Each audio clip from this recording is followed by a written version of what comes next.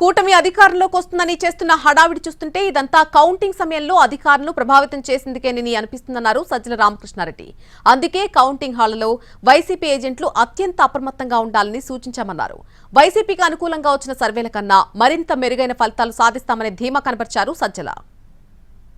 ఈ సౌండ్ కానీ లేదా వీళ్ళందరూ కూటమిలాగా ఏకమే గ్రాండ్ అలయన్స్ లాగా రావడం కానీ ఏదో వీళ్ళు చేస్తున్న హడావుడితో మేమే రాబోతున్నామని ఆర్భాటంగా ప్రచారం చేసుకోవడం కానీ వీటన్నిటి ఫలితం ఏదన్నా ఉంటే ఇగో రచ్చ జరగడం, గొడవ, హడావుడి జరగడం, ఇది రేపు కౌంటింగ్లో దీని ప్రభావం ఏమైనా చూపించాలి అధికారుల మీద కానీ ఇంకో రకమైన ఒత్తిడి తీసుకొచ్చి కానీ అనే ప్రయత్నం జరగచ్చు.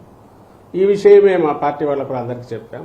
సంయమనంతో ఉండండి, ఎక్కడ ఇది కావద్దు, but at the same time గట్టిగా నిలబడండి, అబ్జెక్షన్స్ ఎప్పటికప్పుడు రైజ్ చేయండి, ఫోకస్డ్గా ఉండండి అని చెప్పాం.